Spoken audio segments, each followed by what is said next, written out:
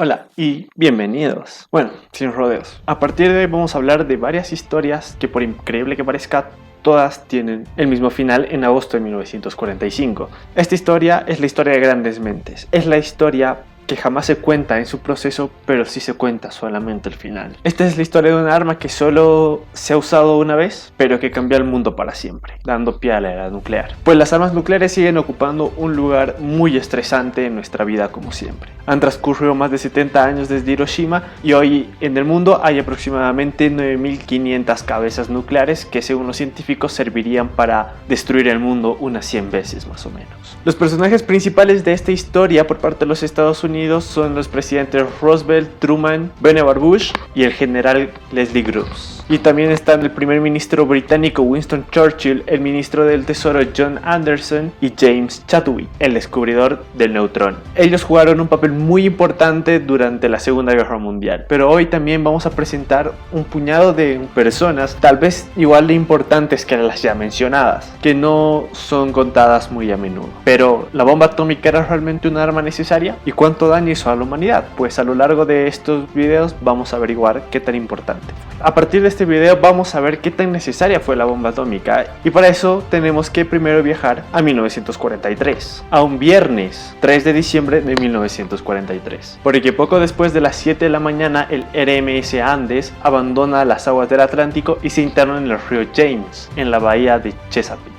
El Andes se dirigía a Newport News, en Virginia, y era un barco prácticamente nuevo. En un principio iba a servir como joya de la corona de la Royal Mail Line, y además era un barco extremadamente lujoso. Y había entrado en servicio en 1939, a pocos meses de la guerra, pero fue reacondicionado y destinado al transporte de tropas. Ahora realizaba viajes entre Estados Unidos y Gran Bretaña y era capaz de llevar 4.000 soldados muy apretados. En su regreso desde Inglaterra, este barco solía ir vacío, pero ese día iba ocupado. Llevaba un cargamento muy pequeño pero valioso y altamente secreto. Llevaba un puñado de físicos, químicos y matemáticos. Los habían mandado a América para formar parte del mayor secreto de la guerra, la creación y la fabricación de la bomba atómica. En este grupo de científicos se encontraban el químico Christopher Frank Kearton, el matemático Tommy Skirm y ambos británicos, y junto con ellos llegaron 3 extranjeros, todos del bando enemigo, 3 alemanes que habían huido del régimen de Hitler. Ellos eran Rudolf Peierls, Otto Frick y Klaus Fuchs. Además, el 3 de diciembre de 1943 constituye una fecha importante para la Segunda Guerra Mundial por otro motivo. Ese día se publicaron las primeras noticias sobre la conferencia de Teherán de los 3 grandes, que eran Roosevelt, Churchill y Stalin. Era la primera vez que los 3 líderes se encontraban cara a cara y habían tomado decisiones trascendentales sobre el curso de la guerra. Sin embargo, el traslado de científicos británicos a América significaba un importante paso adelante. Aunque los británicos fueron los primeros en comprender la factibilidad de fabricar una bomba atómica, a finales de 1943 Estados Unidos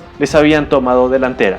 Y aparte de contar con mayores recursos, cualquier programa llevado a cabo en Gran Bretaña corría el peligro de sufrir bombardeos alemanes. Desde Newport los científicos viajaron en tren hasta Washington. Ya en la capital del país norteamericano tuvieron que esperar varios días hasta que se los recibiera Leslie Groves. El general era el director militar del proyecto Manhattan, nombre bajo el que se agrupaban todas las investigaciones de los Estados Unidos destinados a la fabricación de la bomba atómica. Cuando por fin se produjo la reunión con los científicos recién llegados, Groves les habló de la compartimentación. Y esto significa que, a fin de tener un secreto absoluto, los especialistas solo estaban autorizados a conocer solo sus trabajos y nada más. Para muchos científicos la compartimentación era muy poco práctica. Incluso algunos físicos, como el exiliado Leo Szilard, dijo que esto atrasó la fabricación de la bomba hasta un año. El general Groves además era un anglófobo alborotado, sospechaba de cualquier extranjero y creía firmemente que los estadounidenses eran personas con mayor moralidad que las de cualquier otro país. Y por órdenes llegadas desde arriba, aceptaba de muy mala gana la presencia en suelo americano de Frisch,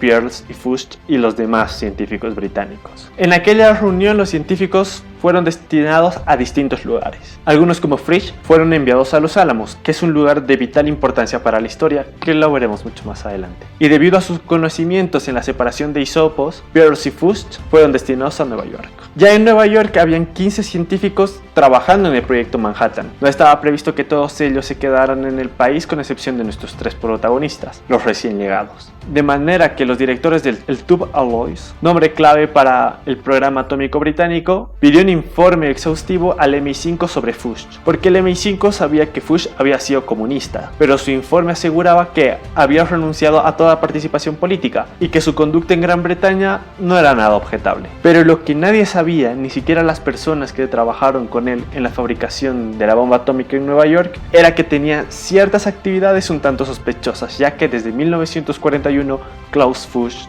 era un espía ruso. El 6 de diciembre de 1943, 3 días después de que Landes llegara a Estados Unidos, llegó otro buque, el RMS Aquitania. Llegó al puerto de Nueva York, llegaba con muchos pasajeros, pero nos centraremos en 2 científicos que tenían un gran secreto a bordo. En sus pasaportes británicos figuraban los nombres de Nicholas Baker y James Baker, pero en realidad ellos eran de origen danés, y estamos hablando de que ese mismo día llegaron Niels Bohr junto a su hijo Aggie. Y aquí es donde entra una persona muy fundamental para esta historia desde antes de su llegada a América, ya que Bohr es uno de los científicos más grandes de la historia, a la par de Einstein. Niels Bohr obtuvo el premio Nobel en 1922 por explicar la importancia de la posición de los electrones alrededor del núcleo del átomo, y también le concedieron la dirección del Instituto de Investigación de Copenhague, donde se daban cita muchos científicos de todo el mundo. Una de las características principales de la personalidad de Bohr es que él era generoso y paternal, y carecía mucho del instinto de rivalidad que suele agriar con facilidad las relaciones. Bohr fue algo más que un simple científico. A partir del 30 de enero de 1933, cuando Hitler se convirtió en canciller de Alemania, estuvo atento a la evolución política en ese país. Él conocía el país y hablaba alemán fluido. Era consciente de que en un futuro cercano, Bohr tendría que ayudar a la comunidad científica de aquel país. A pocos días de la llegada de Hitler al poder, Bohr visitó algunas universidades de forma oficial para ver la situación de varios de sus colegas, si esta era buena y si estaban seguros, o si les afectaban las nuevas políticas raciales. Uno de los primeros en recibir su ayuda fue Otto Frick, sobrino de Lise Meitner, que era amiga y colega de Bohr, y tal como su tía, era judío y austriaco, pero Bohr no solo ofreció hogar en Copenhague a los judíos, también habló con Max Planck, el descubridor del cuanto y director de la Sociedad Kaiser Guillermo de Berlín, entre otros científicos también que estaban varios ganadores del Nobel. Les ofreció asilo si era necesario, y Niels Bohr no estaba nada de acuerdo con la política de Hitler ni con las ideas nazis.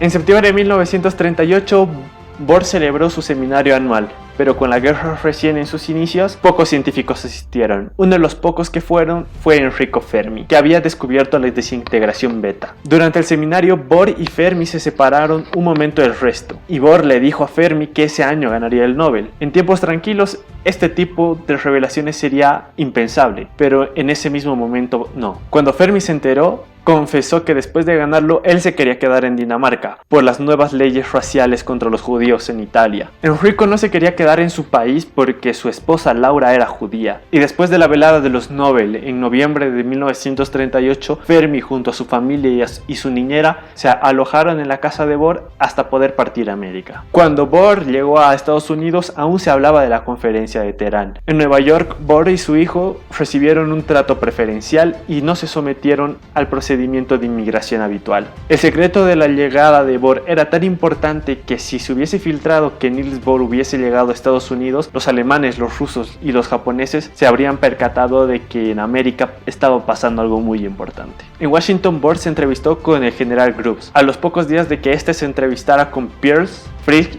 y Fuchs. El general era un militar de pies a cabeza. Era brusco, pragmático y directo. En cambio, Bohr, por su parte, destacaba por su esmero, por su meticulosidad, y que era de la opinión de que no se puede ser riguroso y simple al mismo tiempo. Y pese a todas estas diferencias, se entendieron muy bien en poco tiempo. Groves les recalcó en un tren que iba hacia Los Álamos todas las normas y de lo que se podía hablar y de lo que no se podía hablar. Ese viaje en tren de Santa Fe a Los Álamos aún genera mucha intriga de lo que se habló realmente en ese tren, ya que no existen registros de la charla entre el general y el físico, todo con el fin de preservar el secreto durante la guerra. pero luego sabremos que esa charla fue de vital importancia para el desarrollo de la bomba atómica. Tras su llegada a las costas americanas y tras los siguientes meses, Niels Bohr y Klaus Fuchs intentarían, ambos a su manera, cambiar el curso de los acontecimientos relacionados con la fabricación de la bomba atómica y a la carrera armamentista que ambos veían aproximarse en el horizonte. La ironía es que ambos se proponían hacerlo simultáneamente y en paralelo. Ambos sabían que los científicos alemanes no tenían los recursos necesarios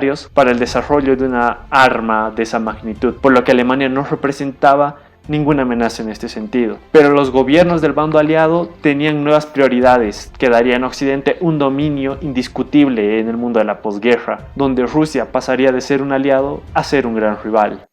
Y bueno, hasta aquí el video de hoy. Si te ha gustado el video, no te olvides darle like, suscribirte y compartirlo. Y nada, no te olvides tomar agua y nos vemos en el siguiente video. Adiós.